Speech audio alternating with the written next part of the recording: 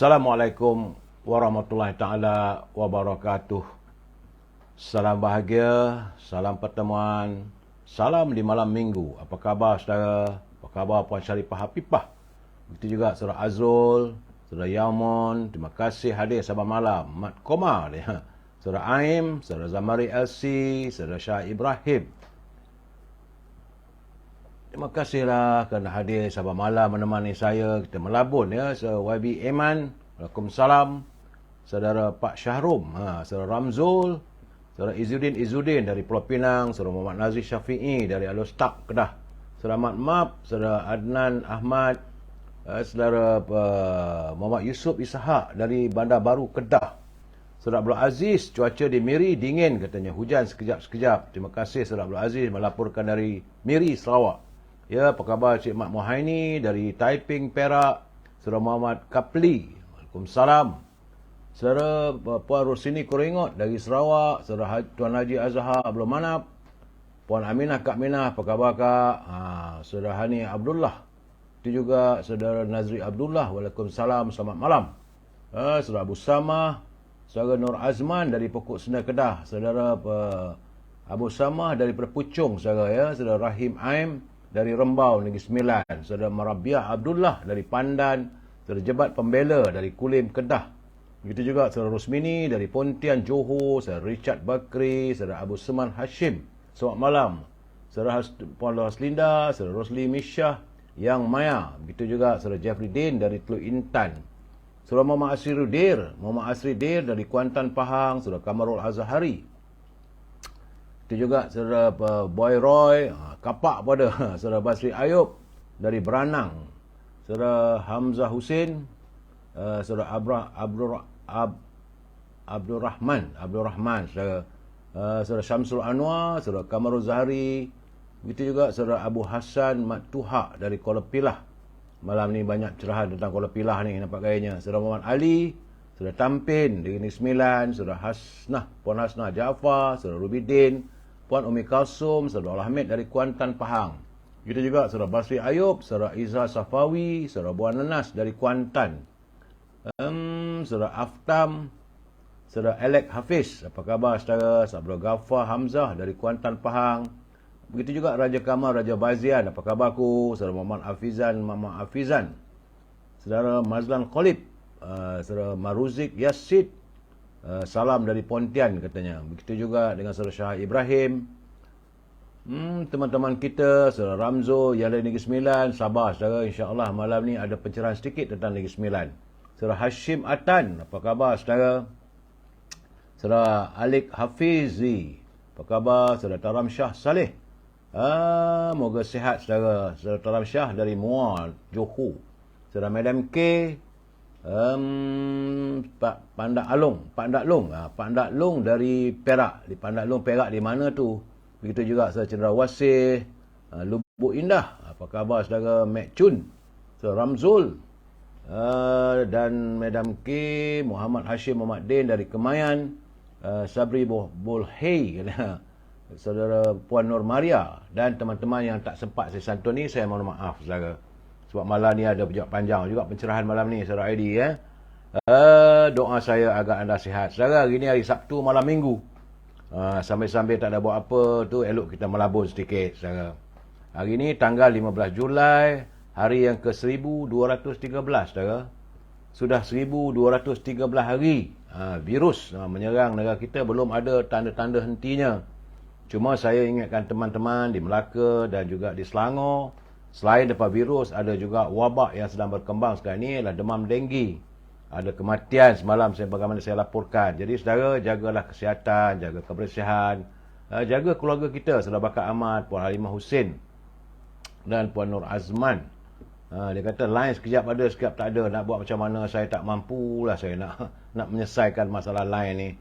Saudara Puan Nurisha dari Kuala Kangsar, Puan Nur Fisah Idris dari Kuala Kangsar, saudara. Saudara Mak Zaki, Saudara Farizan, Perak, Johor, apa hal tu saudara? Ada lawan bola kot hari ni saudara. Menuri Getah pun ada juga. Tanet Tat Kelana Jingga. Baik saudara, hari ini adalah hari yang ke-1213 saudara. Ingat tu saudara, sudah 1213 hari virus tersebut menyerang negara kita. Jadi saya harapkan agar teman-teman jaga kesihatan, jaga kebersihan diri, jaga keluarga kita saudara. Baik saudara, kerana tidak ada laporan daripada Kementerian Kesihatan, kita terus masuk dalam segmen e-commerce. Ini perlu untuk kita nak cari rezeki saudara. Berilah teman-teman kita berpeluang untuk cari rezeki.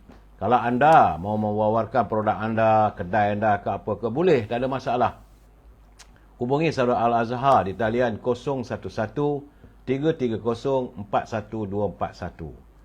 Al-Azhar memasarkan setangih al-bakur, dia macam kemian bila dibakar, semerbak rumah kita wangi. Dan ingat saudara, rumah yang harum wanginya, itulah kegemaran para malaikat dan kebencian para syaitan. Terima kasih saudara fan MDR kerana mengantar saya sekuntum mawar merah. Saudara Muhammad Syarifuddin, saudara Zack Zul.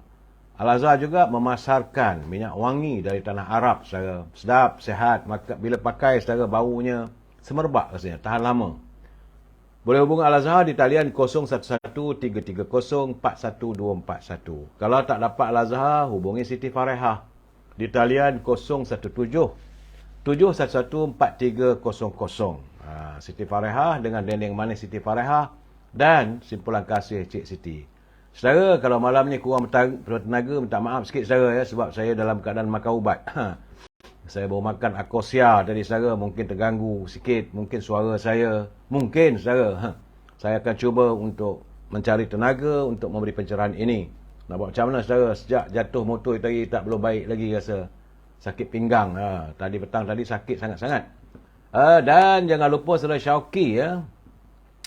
Itu Syauqi untuk buah-buahan. Ini untuk teman-teman yang tinggal di Lembah Kelang. Buah-buahan tersebut boleh dihantar terus ke rumah anda. Harganya pun harga rahmah. Dan buahnya manis. Itu saudara Syauqi di talian 012-357-5703. Jangan lupa juga saudara Popiah Sira Lady Maria. Rasanya rangup, pedas, manis. Sedaplah bila kita makan sambil kita melabun. Ya, saudara Lim Kim Lun. Dari Taiping, Perak.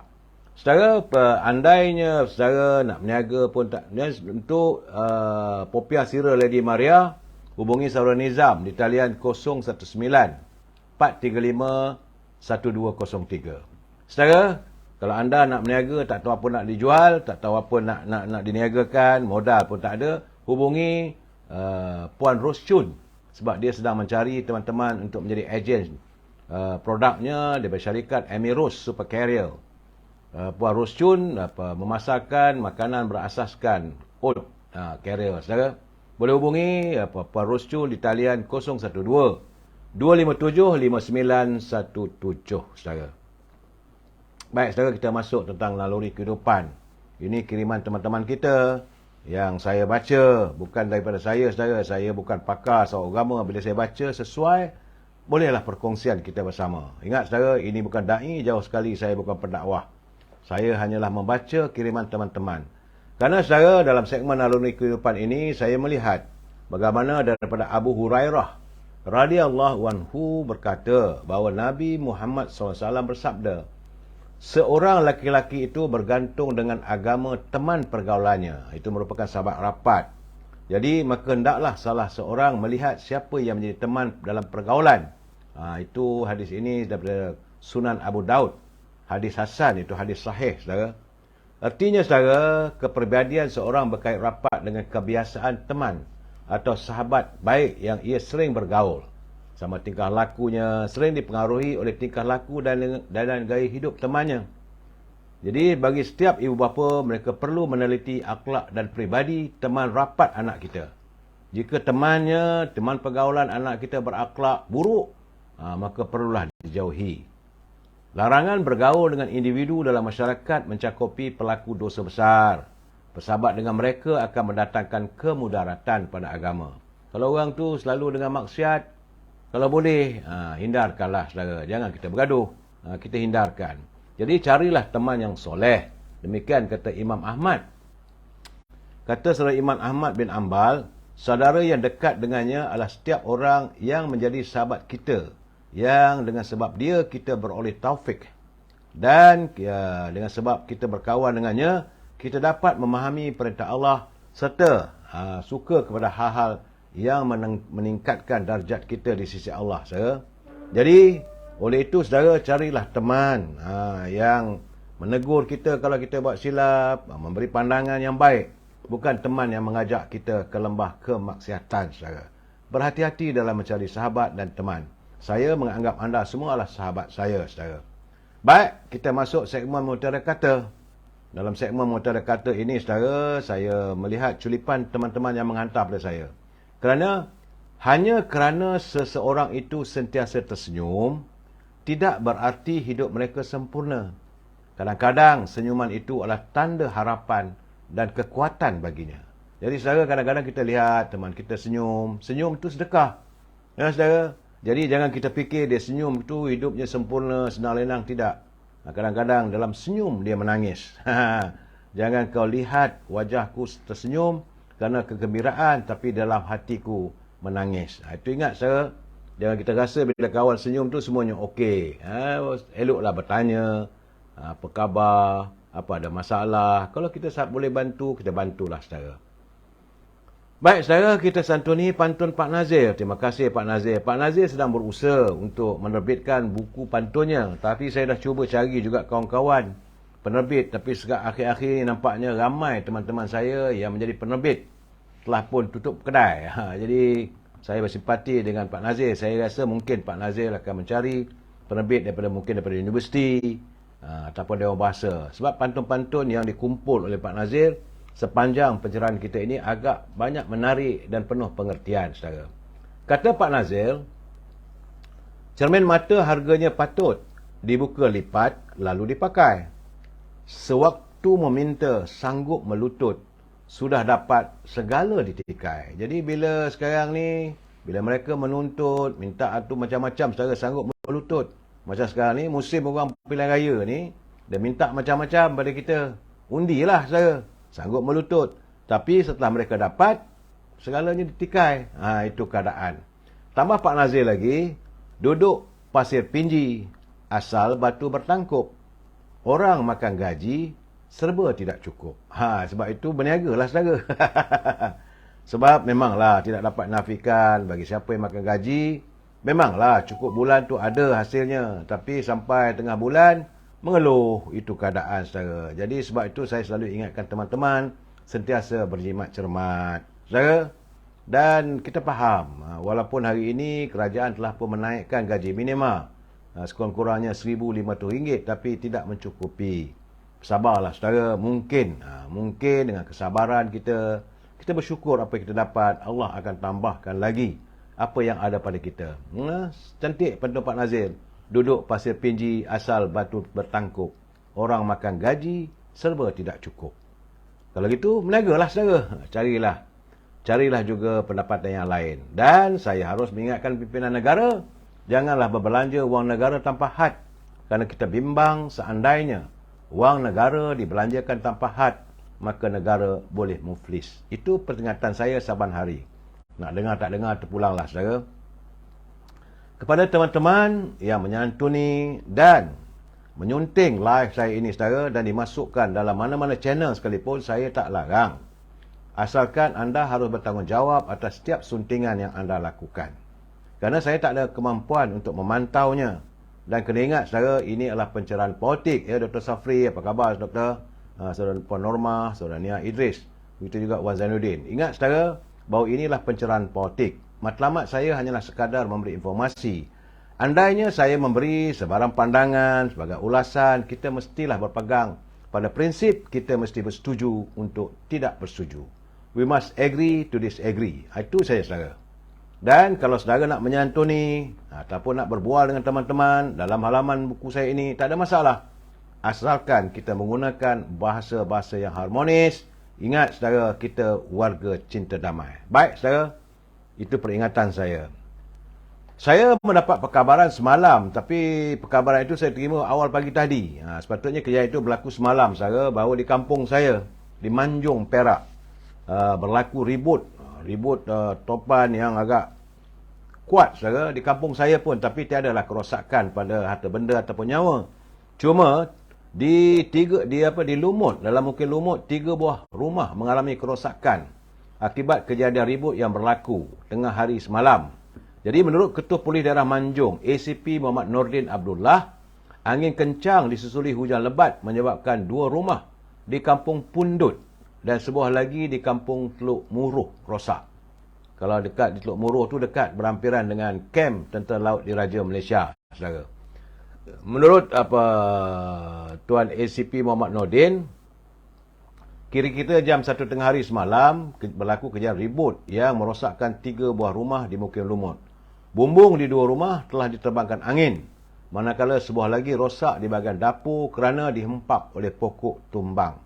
Selain itu, bahagian dalam rumah turut rosak dan nilai kerugian sebenar belum dapatlah ditaksirkan.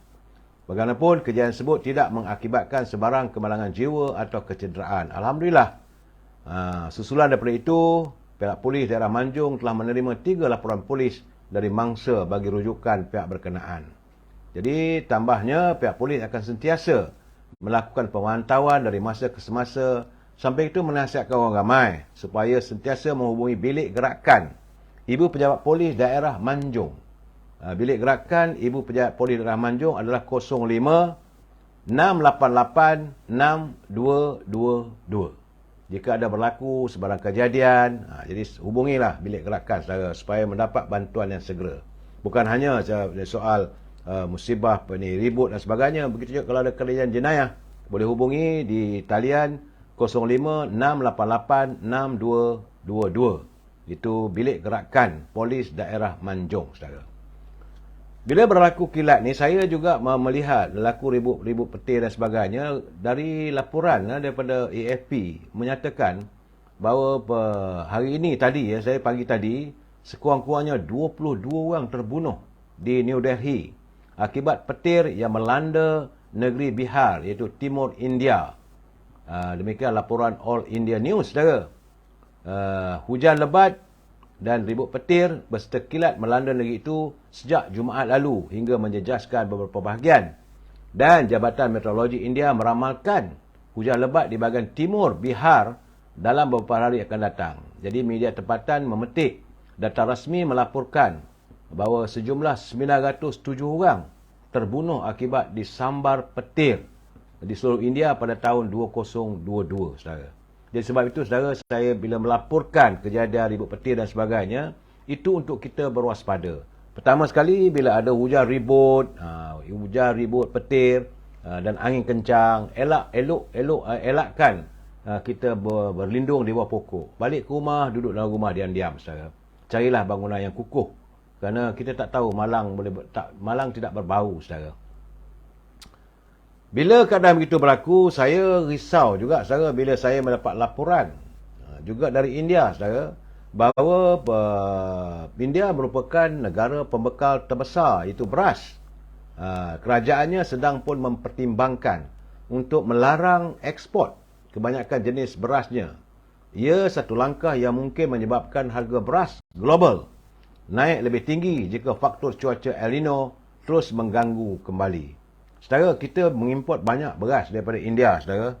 Antaranya termasuklah beras basmati. Jadi kalau India menghentikan ekspornya, jadi pimpinan kerajaannya membuat keputusan melarang untuk diekspor kerana mereka bimbang tidak cukup untuk membekalkan ruji ataupun beras itu untuk negaranya, saudara.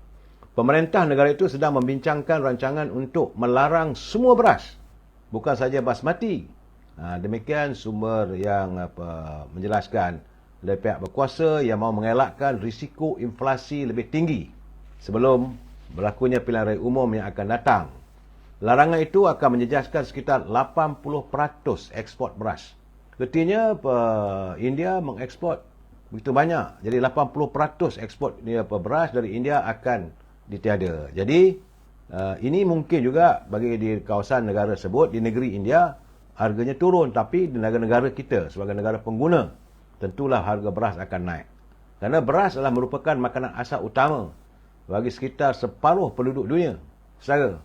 Dan di negara Asia, 90% daripada bekalan beras datang daripada India, saudara.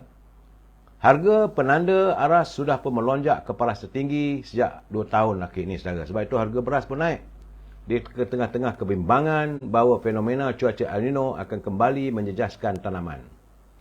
Saudara, kita mengimport banyak beras daripada India. Jadi saya harap berhati-hati, jangan marah kalau harga naik. Kerana India sudah pun bakal menghentikan sama sekali mengeksport beras ke negara-negara negara Asia di seluruh dunia.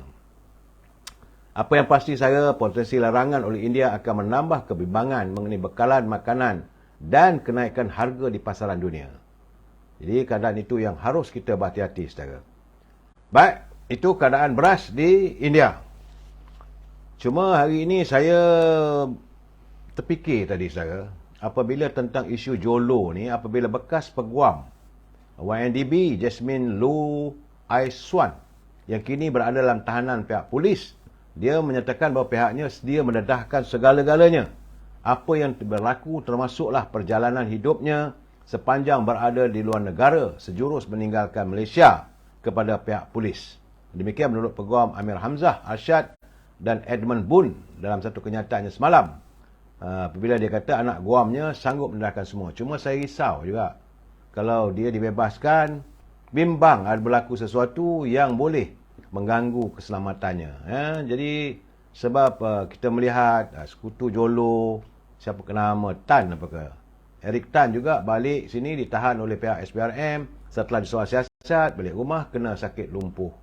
Tiba-tiba lepas lumpuh meninggal dunia. Ini yang kita khawatir, saudara. Jadi saya yakin pihak polis akan memantau dan kita mengharapkanlah segeralah dibawa pulang Jolo sebagaimana kenyataan yang bahagia Tan Sri Ketua Polis Negara dalam waktu terdekat ini. Jolo akan diusahakan untuk dibawa pulang untuk menyelesaikan segala fiasko, segala persoalan tentang 1MDB yang selalu kita katakan tidak adil.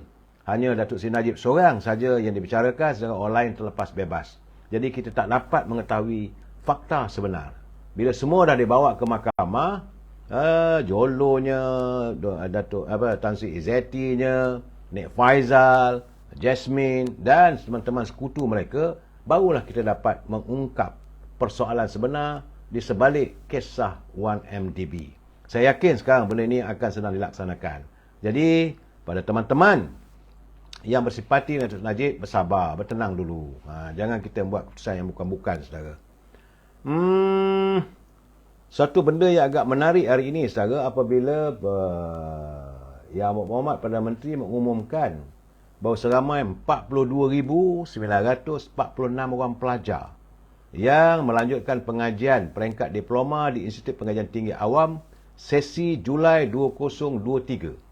Menanya tahun ini, saudara, lepas bayar STPM mereka akan masuk universiti, maka mereka akan menerima wang pendahuluan pinjaman daripada PTPTN sejumlah RM1,500 untuk menampung sebahagian perbelanjaan persiapan awal.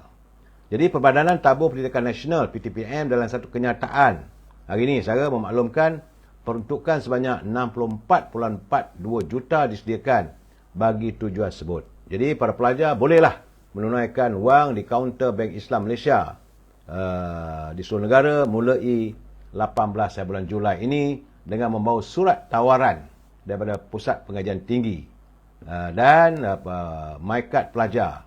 Ini perlu diadakan, mendapatlah wang RM1,500 untuk mengurangkan beban. Itu kenyataan daripada PTPTN, saudara.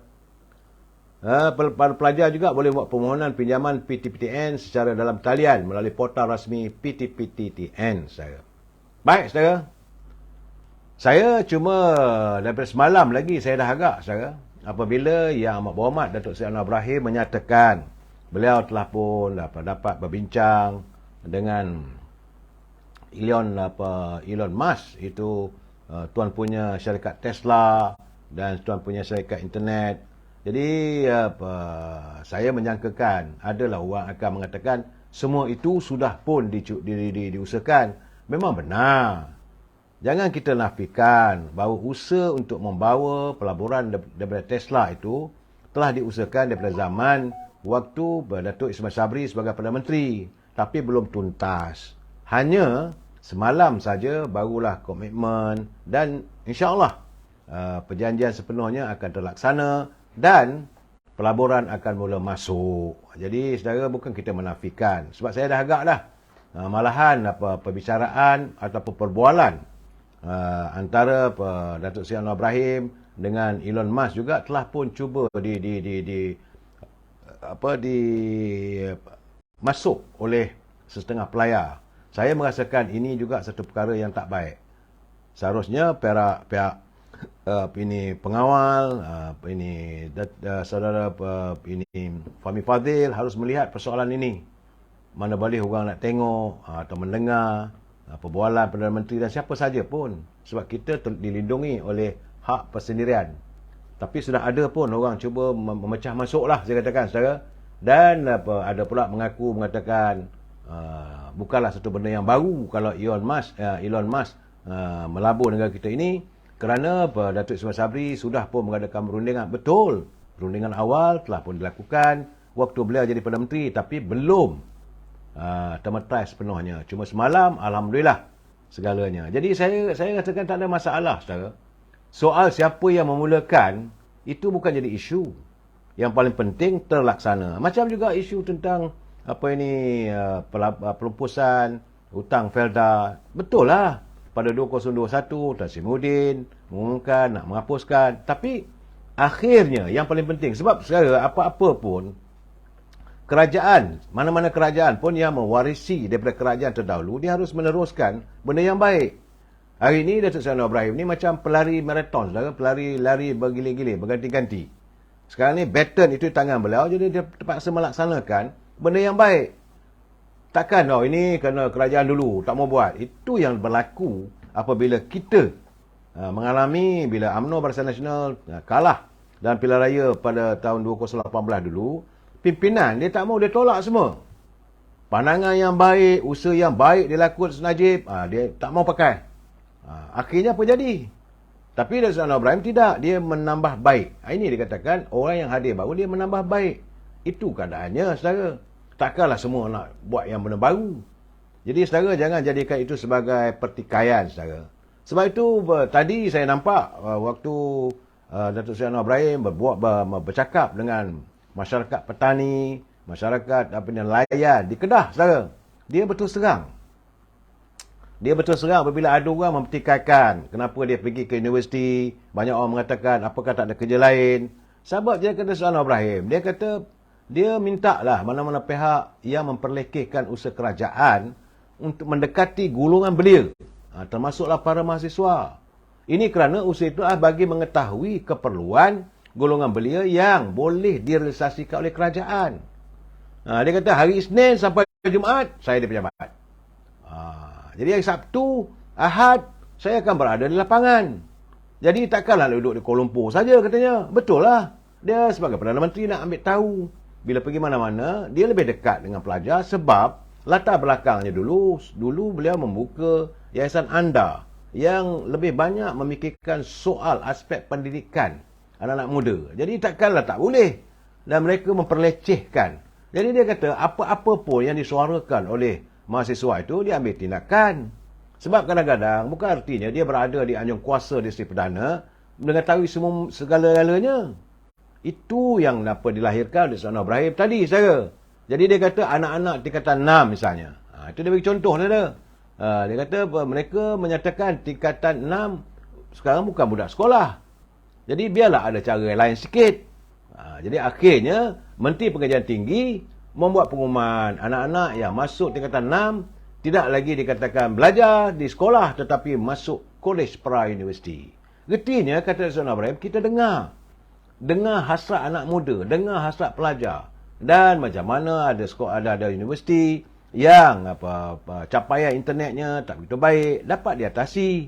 Dan itu keadaan kalau jadi Perdana Menteri tak nak memikirkan soal anak muda, apakah Perdana Menteri hanya memikirkan duduk di pejabat saja? Itu satu masalah, saudara. Nampak gayanya, saudara, saya juga melihat saya terus terang saya katakan, saudara, bahawa Datuk Seri Anwar Ibrahim selain dia melakukan satu islah dalam kepimpinannya untuk menyantuni anak-anak muda, khususnya para mahasiswa dan pelajar, sebab selalu saya katakan jiwanya lebih rapat dengan kaum pendidik sebab beliau memegang Bidalan mengatakan kalau nak tahu generasi akan datang, lihat je generasi hari ini. Beliau mahu generasi negara kita ini adalah terdiri daripada generasi yang berilmu. Sebab itu dia lebih rapat dengan warga pelajar.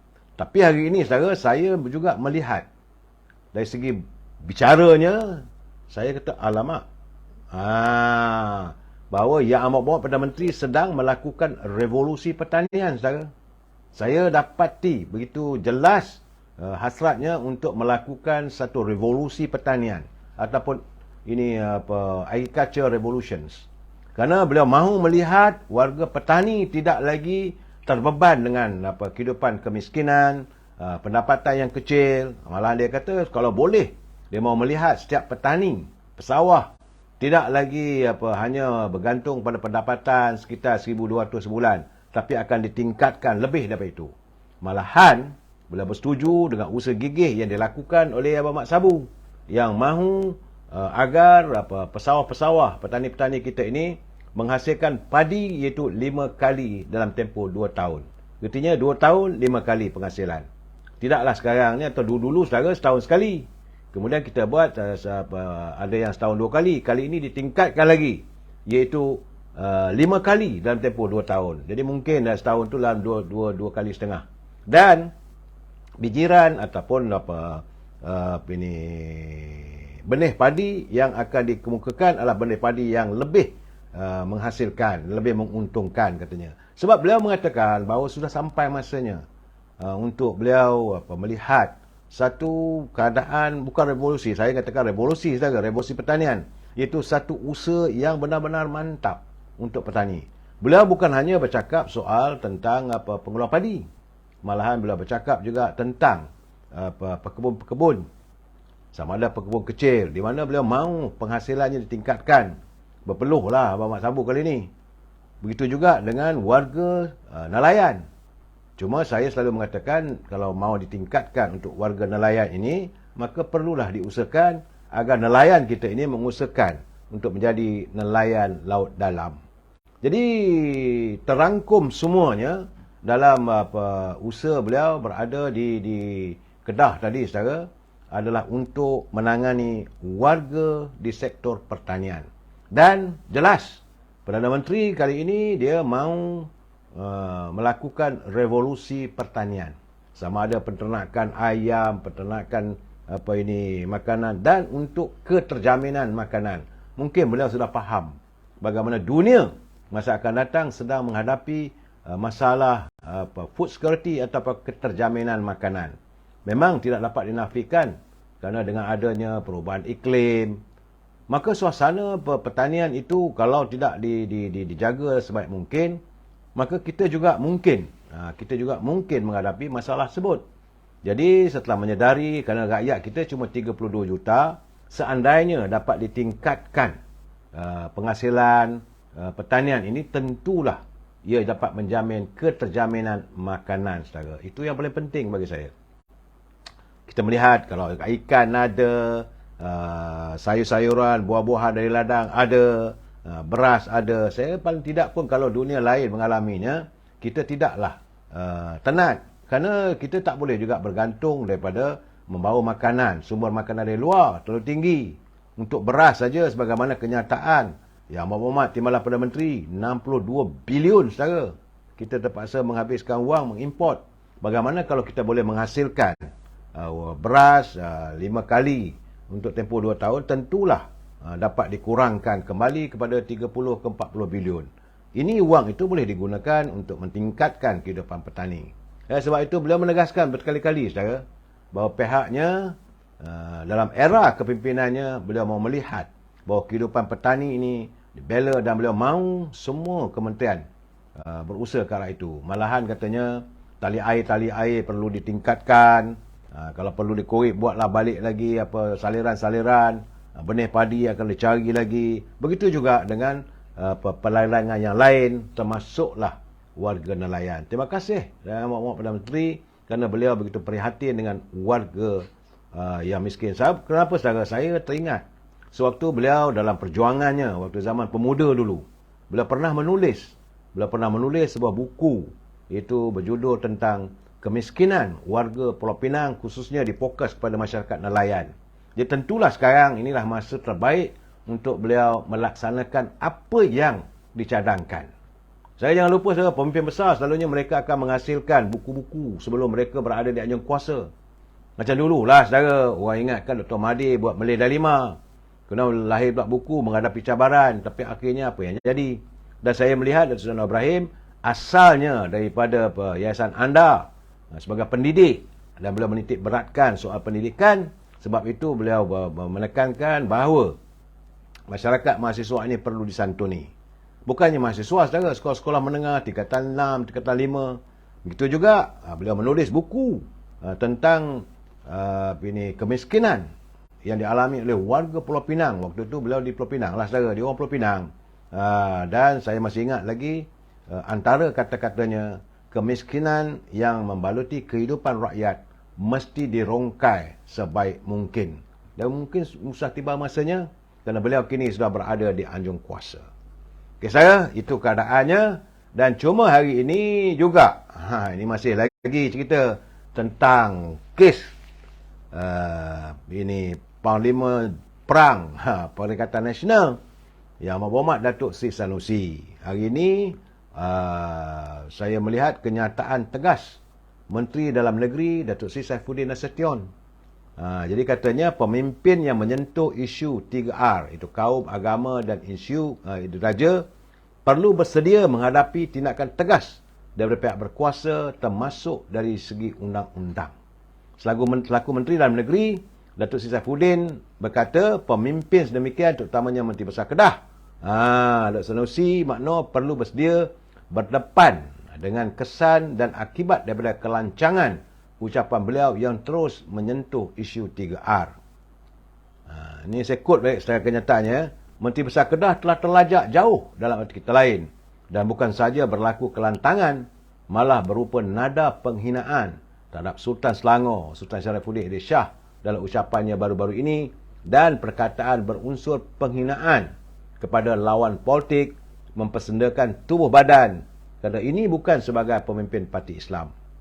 Pihak pasukan polis, khususnya Ketua Polis Negara lah, iaitu Tan Sri Razarudin Husin, telah memaklumkan kepada saya, katanya, berdasarkan aduan-aduan yang diterima, yang dijalankan oleh unit siasatan jenayah terkelas Bukit Aman, dan setakat ini 30 laporan polis diterima terhadap Muhammad Sanusi. Jadi, bila katanya laporan berkenaan melibatkan beberapa kes termasuk penghinaan terhadap raja dan sebagainya.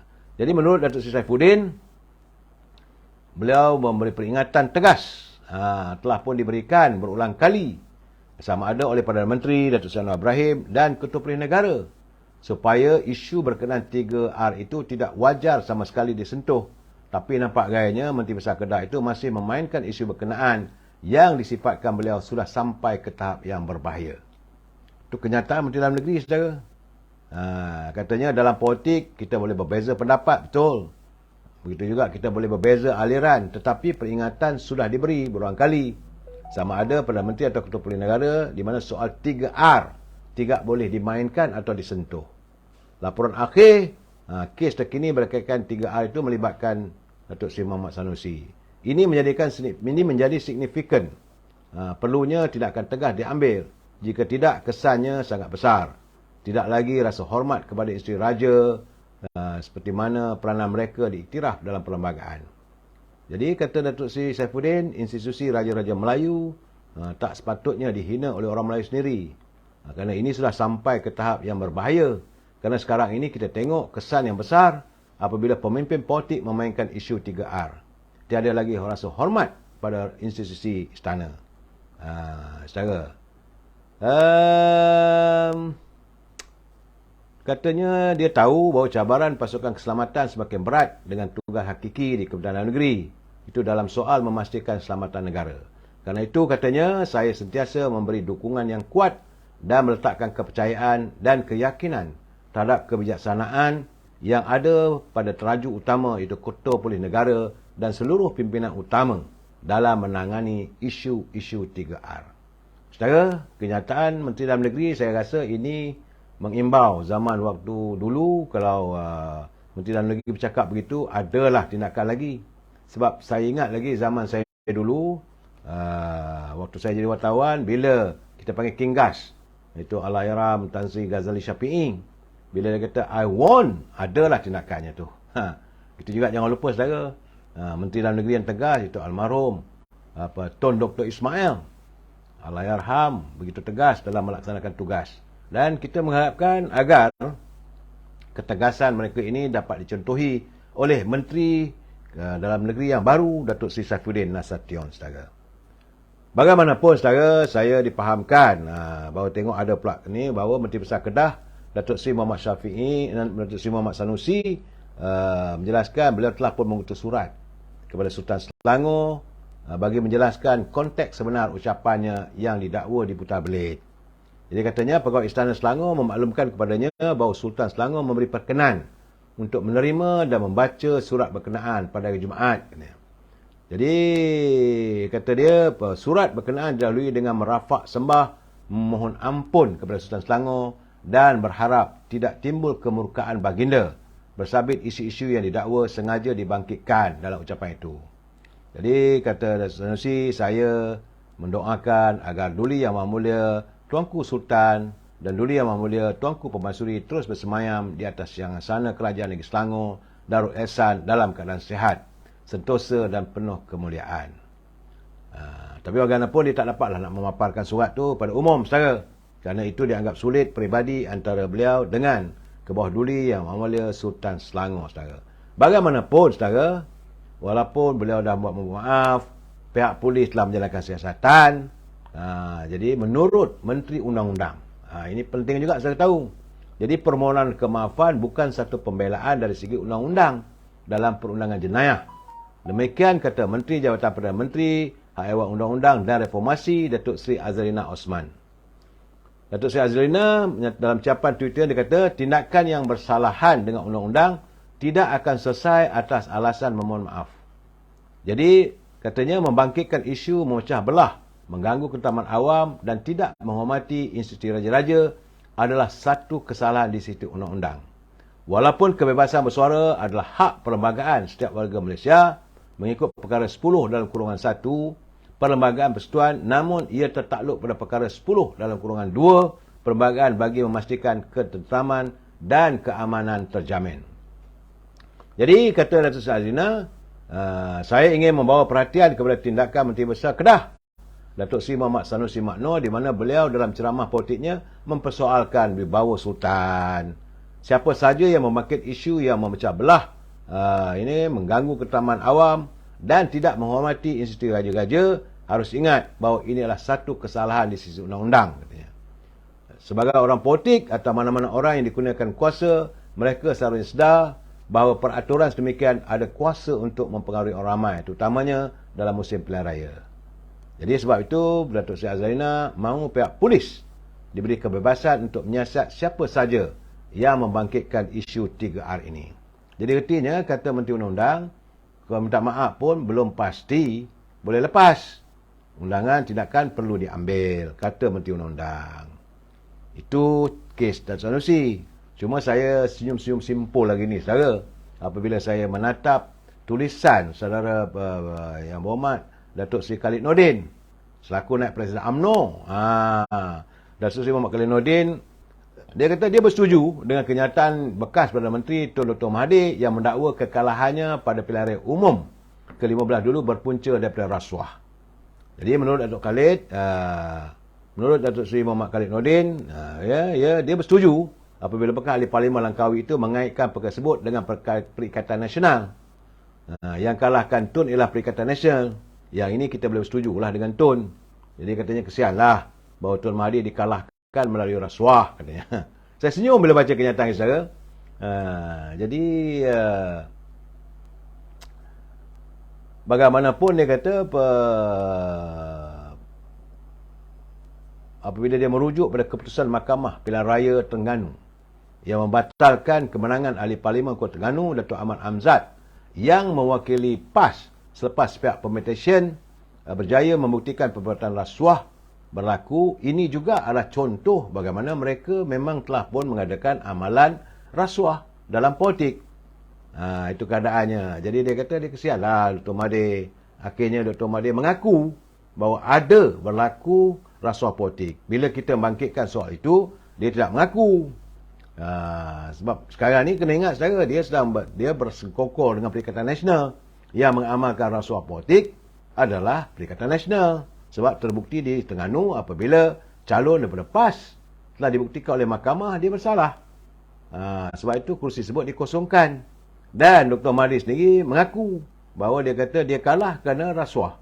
Kerana adanya pihak menggunakan wang untuk membeli undi. Jadi yang menang bukan daripada UMNO, yang menang daripada Perikatan Nasional.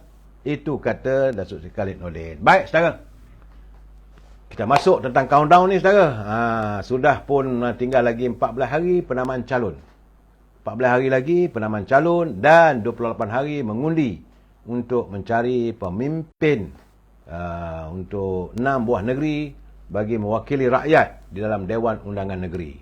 Sebab itu awal-awal lagi Presiden UMNO Datuk Seri Zahid Hamidi meminta agar para pengundi di 6 buah negeri yang bakal menghadapi pilihan raya negeri pada 12 Ogos depan supaya mereka mencari pemimpin yang serius dalam menjaga kepentingan serta kemakmuran rakyat jelata. Ini pesan Presiden UMNO Datuk Seri Zahid Hamidi. Katanya pilihan raya seharusnya menjadi medan terpenting untuk mengangkat sesebuah kerajaan yang berwibawa dan bukannya seseorang individu yang hanya menjadi pelawak politik. Saya tak fikir katanya dengan memilih pemimpin yang pelawak politik ni boleh menentamkan keadaan rakyat. Kerana ianya adalah soal aura. Kerana seorang pelawak mempunyai ramai pengikut bukan kerana aura. Tapi pelawak politik yang tidak mempunyai aura dianggap sebagai famous dan popular. Jadi sebab itu kita serahlah kepada kebijaksanaan pengundi. Yang kita carilah kerajaan yang ada kredibel, yang berwibawa. Yang kita cari pemimpin yang serius, yang menjaga soal kepentingan dan kemakmuran rakyat. Bukan hanya menjadi pelawak politik. Selaku Presiden UMNO dan juga Pengurusi Barisan Nasional, beliau menyatakan bahawa mana-mana pemimpin politik tidak seharusnya membuat kenyataan yang bersifat mendahului hukum Tuhan, terutama melibatkan sasaran dalam PRN kelak. Dia tak payahlah nak buat ramalan, boleh menang begitu, menang begini. Perkara utama yang seharusnya diberi penekanan adalah perancangan dan usaha dalam mendapatkan sokongan rakyat untuk memenangi pilihan raya. Saya fikir sebelum kita berusaha sehingga kesan akhir pada hari mengundi, kita janganlah bersifat mendahului hukum Allah. Walaupun saya tidak ada perbezaan pendapat dengan beliau katanya. So jadi kata eloklah. Ini beliau kerana Datuk Mahfuz Omar ada mengatakan bahawa pihaknya yakin 16 kursi adalah untuk di Kedah. Jadi Datuk Seri kata beliau tidak mau mendahului. Itu kerja Tuhan, saudara.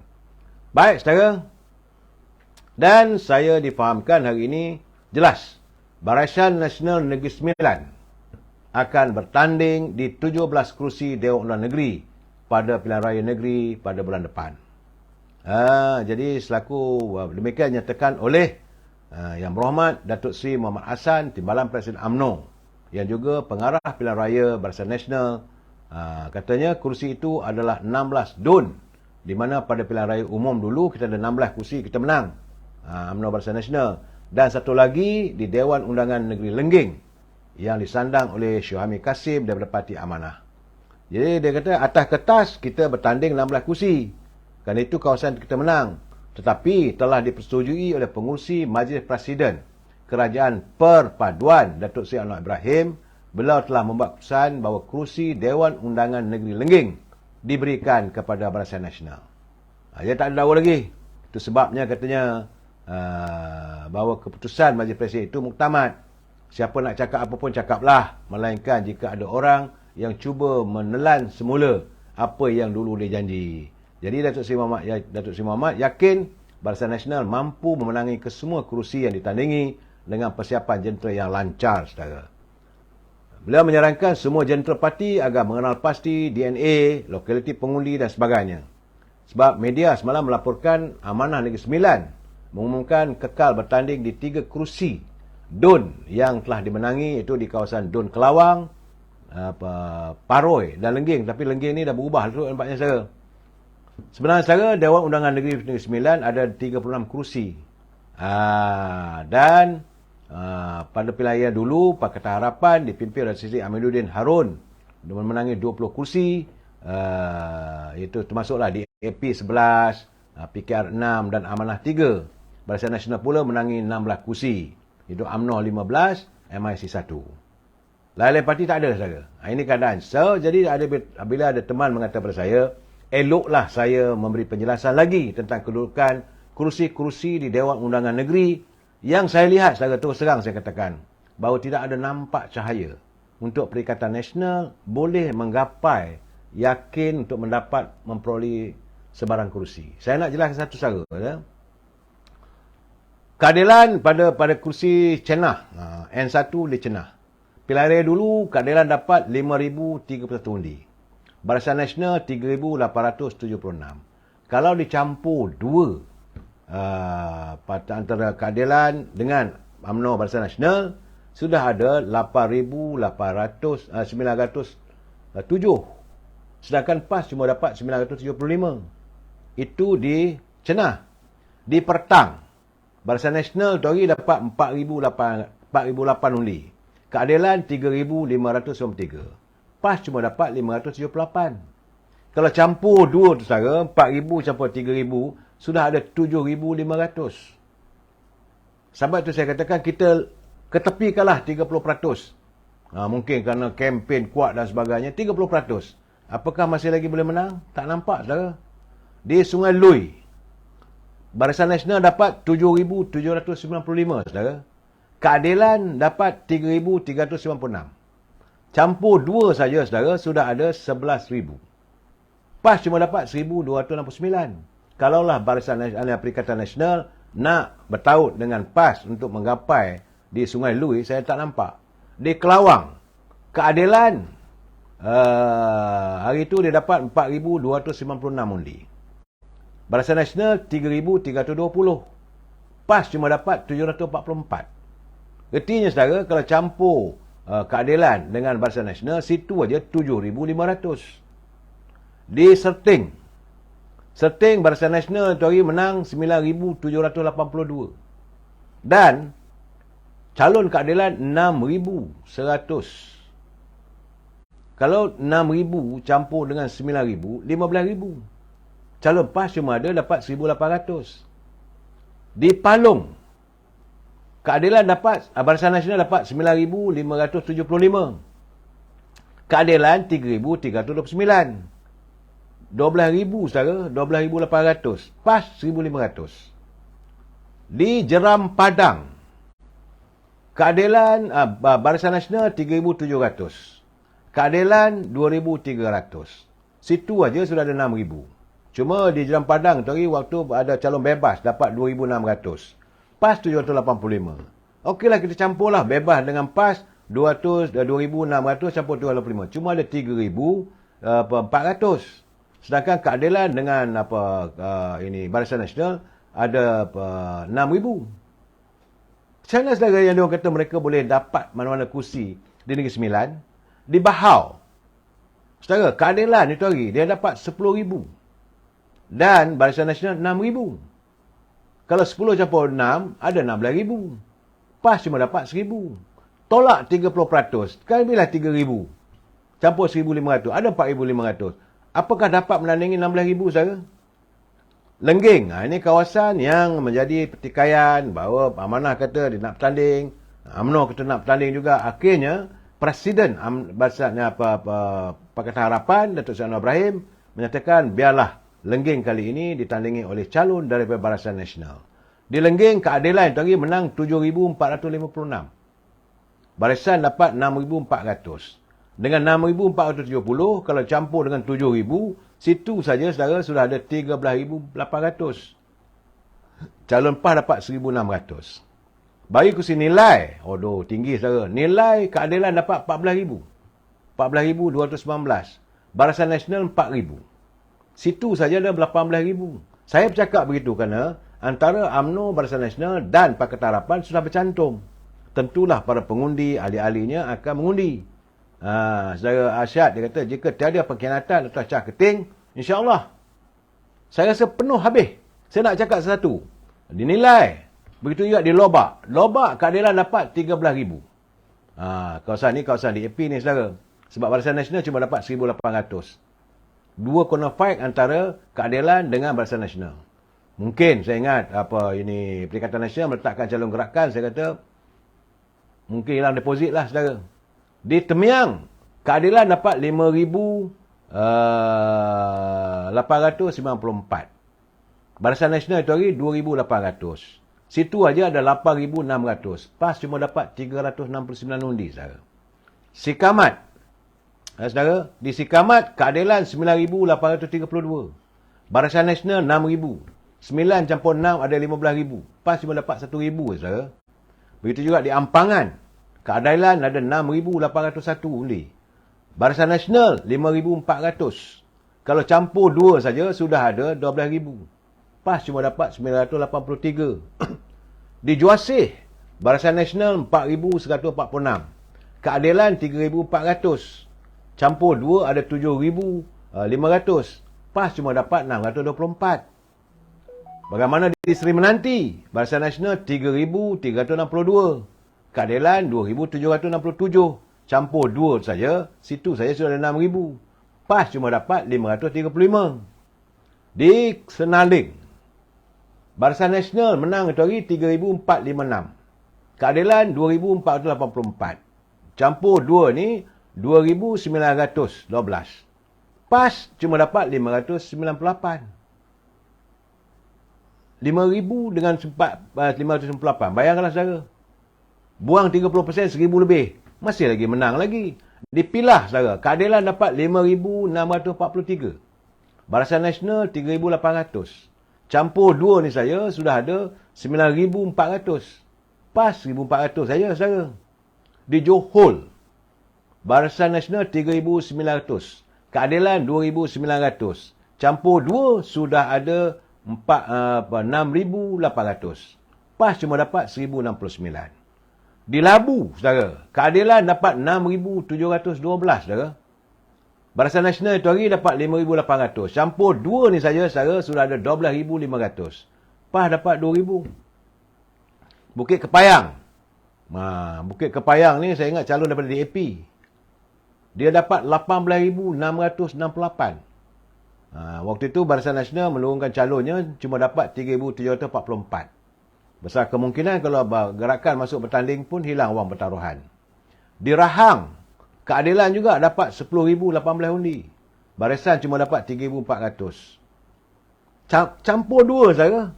Sebab barisan dengan keadilan ataupun Pakatan Harapan sudah bersatu. Di Mambau, keadilan dapat 14,911. Ini saya yakin mungkin daripada DAP ni, saudara.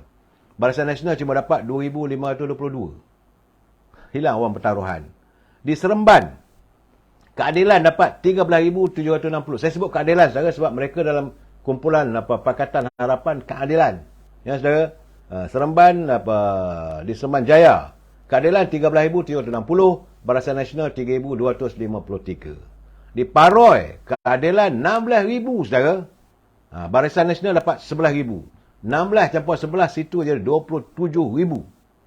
PAS dapat 3,000. Bakal hilang wang pertaruhan. Di Cembung, yang ke-6, di Cembung, saudara, Barisan Nasional dapat 9,000. Keadilan dapat 5,400. Jadi ada situ ada 14,000. PAS cuma ada 1,200. Bagi kursi rantau, saudara, Tok Mat. Mula-mula menang tanpa bertanding. Kalau ada pertandingan, Tok Mat menang. Takkan nak kalah lagi, saudara, rantau. Kubu Tok Mat. Bagaimanapun Tok Mat menyatakan beliau masih lagi mencari calon yang sesuai. Bukan berartinya dia nak bertanding. Jadi sedang mencari, tak ada orang yang nak bertanding. Semua merasakan Tok Mat lah bertanding di rantau, saudara. Bagi kota, keadilan Barisan Nasional dapat 6,356. Keadilan dapat 3,300. Jadi artinya sudah ada 9,600 dan 9,700. PAS cuma dapat 1,300. Cuah. Ini saya ingat dua parti bertanding. Kalau dua parti itu antara parti DAP dan Barisan MCA ataupun Barisan Nasional. Di Cuah, keadilan dapat 6,661. Barisan Nasional 3,400. Campur dua ni saja saudara sudah ada 10,000. Di Lukut, Keadilan dapat 11,449. Barisan Nasional 3,044. Campur dua saudara sudah ada lebih kurang dalam 14,400. Siapa nak masuk tanding situ saudara? Buat hilang deposit saja. Di Linggi, Keadilan Barisan Nasional dapat 6,072. Keadilan dapat 5,449. Campur dua saja saudara sudah ada 11,000. PAS cuma dapat 992 undi saja. Di Seri Tanjung, Keadilan 7,366. Barisan Nasional 3,336. Campur dua saja ada 10,600. PAS dapat 1,061. Kursi Gemas, Barisan Nasional 9,853.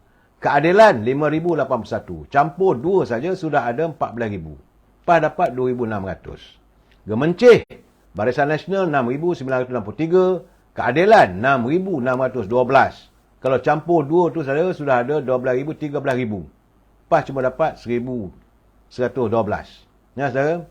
Di Repah, Keadilan dapat 9,568. Barisan Nasional 4,810. Campur dua ada 14,200. PAS cuma dapat 1,927. Jadi gambaran di Negeri Sembilan, saudara, saya merasakan dalam keadaan begitu mana ada kursinya yang pembangkang boleh menang. Sebab dulu memanglah sebab 3 corner fight antara UMNO, calon PAS daripada Parti Keadilan. Adalah 3 penyuru. Kali ini bukan 3 penyuru. Kalau 2 penyuru antara Pakatan Harapan, Kerajaan Perpaduan bersama dengan menentang Perikatan Nasional, ini 2 corner fight. Huyup dia orang.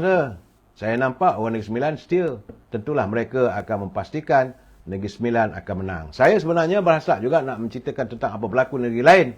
Sebab teman-teman minta saya ulang sekali lagi. InsyaAllah, mungkin malam besok saya akan cuba melihat apa yang berlaku di Kedah. Saya lihat Negeri Kedah juga tak banyak, saudara.